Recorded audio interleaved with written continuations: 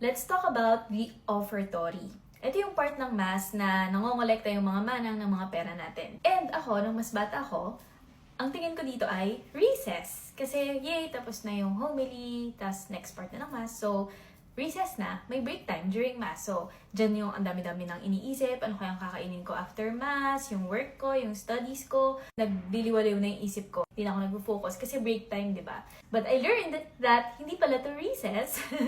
And I wanna share to you kung ano ba yung significance nito at napaka-importante nito. Bakit? Ano ba ang Mass? Yun muna, ano ba ang Mass? Mass is the highest form of worship.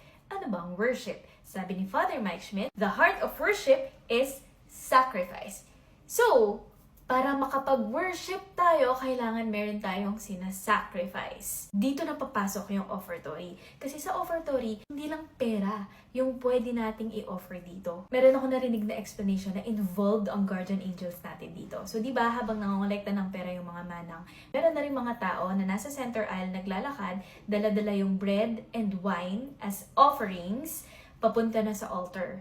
Ibibigay na nila sa pare. And nasa likod daw nila lahat ng guardian angels ng mga taong nagsisimba doon.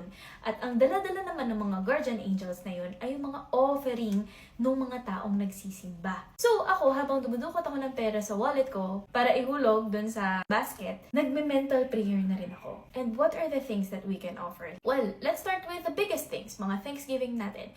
For example, birthday mo, or kaka-engage mo lang, or anniversary nyo, or whatever, like Thanksgiving. Thank you, Lord. So, let's offer Thanksgiving. Another one of the biggest things in our heart, ay yung mga heavy naman, yung mga ambibigat sa puso natin. Broken-hearted ka ba?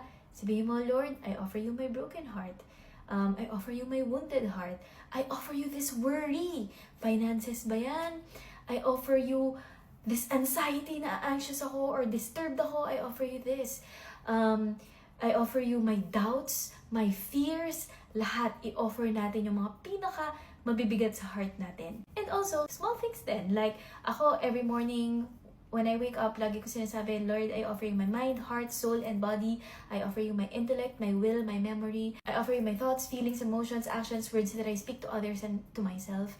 Yung mga sins natin, mga struggles natin, yung mga pagsisisi natin sa mga shortcomings natin, i-offer din natin yun. I offer you my lust, my greed, my sloth, my whatever, kung ano man yung struggle natin. Pwede natin yun i-offer lahat kay God. And kung iisipin lang talaga natin lahat, kulang yung offertory time sa lahat ng pwede nating i-offer kay God. I offer you prayers for this specific person, healing for this specific person, help, financial aid, comfort, things like that. We can offer all of these things to God.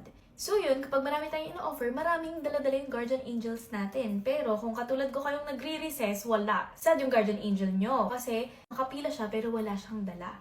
So remember, pag offertory na, kailangan marami tayong ipadala sa guardian angel natin. This portion na offertory, it's also called the preparation of the gifts. Bakit? Kasi next na mangyayari, yung liturgy of the Eucharist na. Ito na yung my consecration, i-offer na ni Father yung bread and wine na naging body and blood na ni Jesus to God the Father. And remember, ang Mass, hindi natin inaalala lang yung nangyari in the past.